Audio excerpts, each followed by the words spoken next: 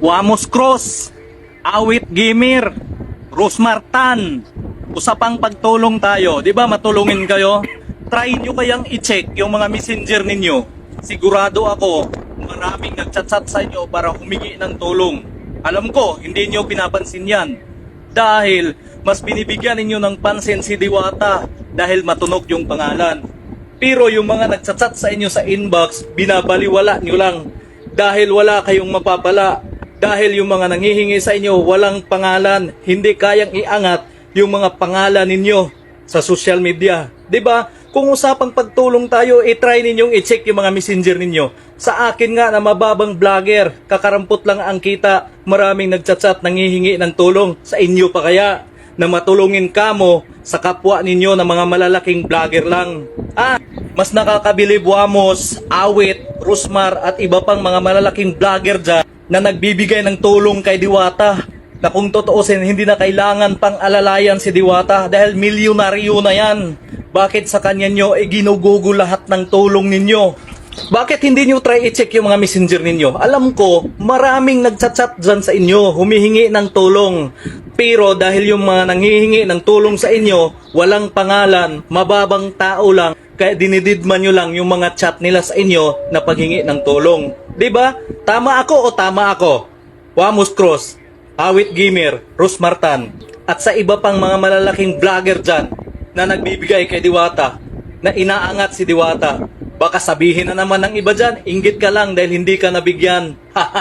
Hindi ako naiinggit, boy. Alam ko hindi naman talaga natin kayang diktahan si Wamos, si Awit, si Rosmar, at yung iba pang malalaking vlogger dyan na diktahan sila kung sino yung gusto nila bigyan ng tulong. Pero maling-mali yung way ng pagtulong nila. Kasi bakit kay Diwata pa? Dapat Wamos, Awit at saka Rosmar binibigyan niyo ng pansin yung mga mahihirap dahil sila ang laging nanonood ng mga video ninyo. Si Diwata ba? Nanonood ba ng video ninyo? Nagsishare ba si Diwata ng mga video ninyo? Hindi. Pero bakit si Diwata yung pinagtuunan ninyo ng pansin na bigyan ng tulong? Kung totoosin, wala na yung time para manood sa mga video ninyo. Doon kayo mamigay sa mga taong mahihirap o di kaya libutin ninyo yung mga lugar ninyo. Sigurado ako maraming mas mahirap dyan na mas nangangailangan ng tulong ninyo. Hindi si Diwata. Dahil si Diwata nakatayo na yan, tayong-tayo na yan, kumbaga sa building pa, matibay na yan. Bakit dyan kayo nagbibigay ng milyones? Alam ko napakarami ng kababayan ninyo na nangangailangan ng tulong ninyo. Ang daming nagchat-chat sa inyo sa messenger, pero alam ko dinididman nyo lang dahil wala silang pangalan. Tama ako or tama ako? Okay, so cut na natin yan. No? So bali umulit na kasi yung sinabi niya. So ang masasabi ko dyan, unang-una, hindi ko kinakampihan yung mga vlogger. Hindi ko kinakampihan sila Wamos, sila Awit at saka sila Rosmar.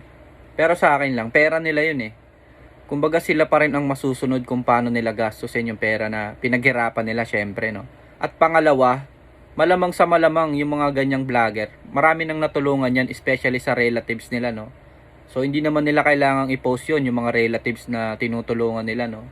So malamang yan, si Rosmar, si Wamos, maraming mga pinag-aaral yan, maraming mga sinusuportahang tao yan. Maraming umaasa dyan sa kanila na hindi na nila kailangang i-post.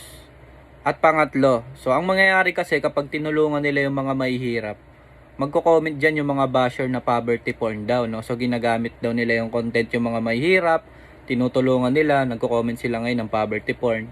Kaya yung mga vlogger hindi na nagpo-post ng ganun. Sa side naman ni kuyang vlogger, may point siya. Sa totoo lang may point siya. Lalo na sa hospital guys. Try nyo pumunta ng hospital. Diyan pinakamaraming nangangailangan. Hindi mo na kailangan libutin yung sinabi ni kuya na libutin yung lugar. Hindi mo kailangan lumibot ng lugar. Isang lugar lang pupuntahan mo kung gusto mong tumulong. Pumunta ka sa hospital. Isa lang pupuntahan mo, hospital. Ano kaya paaralan? Kung gusto mong tumulong talaga. Pero hindi ako nangingialam sa mga pera nyo. Siyempre pera nyo yan. Kayo nagpakahirap kung paano kitain yung pera na yan. No? Pero kung magkakaroon lang kayo ng choice tumulong, piliin nyo guys yung hospital. Nakakaawa yung mga pasyente doon. So yun lang yung masasabi ko. No? So parehas may point, parehas may point. Hindi nyo kailangan magtalo. So yun lang guys. Maraming salamat sa panonood at maraming salamat sa suporta. Peace!